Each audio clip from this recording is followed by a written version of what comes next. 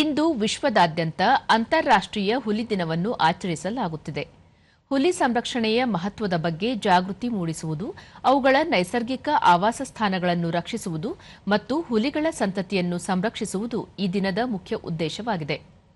ರಷ್ಯಾದಲ್ಲಿ 2010ರಲ್ಲಿ ನಡೆದ Saint Petersburg ಹುಲಿ ಶೃಂಗಸಭೆಯಲ್ಲಿ ಭಾರತ ಸೇರಿದಂತೆ 13 ದೇಶಗಳ ನಾಯಕರು ಪಾಲ್ಗೊಂಡಿದ್ದರು.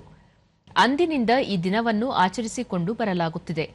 2010ರಲ್ಲಿ ಜಾಗತಿಕ ಮಟ್ಟದಲ್ಲಿ ಕೇವಲ 3200 ಹುಲಿಗಳಿರುವುದಾಗಿ ಗುರುತಿಸಲಾಗಿತ್ತು. ಆದರೆ ಇತ್ತೀಚಿನ ಅಂದಾಜಿನ ಪ್ರಕಾರ ವಿಶ್ವಾದ್ಯಂತ ಸುಮಾರು 5711 ಹುಲಿಗಳನ್ನು ಗುರುತಿಸಲಾಗಿದ್ದು, ಇದು ಸುಮಾರು 78% ಹೆಚ್ಚಳವನ್ನು ಸೂಚಿಸುತ್ತದೆ.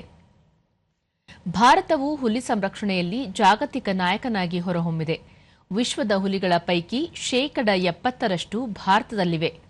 ಹುಲಿಗಳು ಮತ್ತು ಅವುಗಳ ಆವಾಸ ಸ್ಥಾನಗಳ ಭವಿಷ್ಯವನ್ನು ಭದ್ರಪಡಿಸಿಕೊಳ್ಳಲು ಭಾರತವು ಜಾಗತಿಕ ಸಹಕಾರವನ್ನು ಸಹ ಮುಂದುವರಿಸುತ್ತಿದೆ.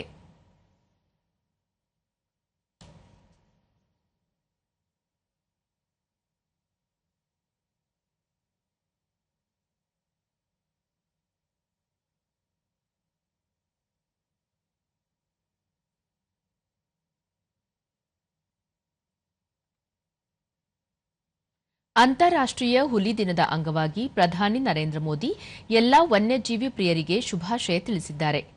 ಸಾಮಾಜಿಕ ಜಾಲತಾಣದಲ್ಲಿ ಅವರು ಜಾಗತಿಕ ಮಟ್ಟದಲ್ಲಿ 70% ಹುಲಿಗಳು ನಮ್ಮ ದೇಶದಲ್ಲಿ ವಾಸಿಸುತ್ತಿರುವುದು ಭಾರತೀಯರು ಹೆಮ್ಮೆಪಡುವ ಸಂಗತಿಯಾಗಿದೆ ಎಂದು ತಿಳಿಸಿದ್ದಾರೆ.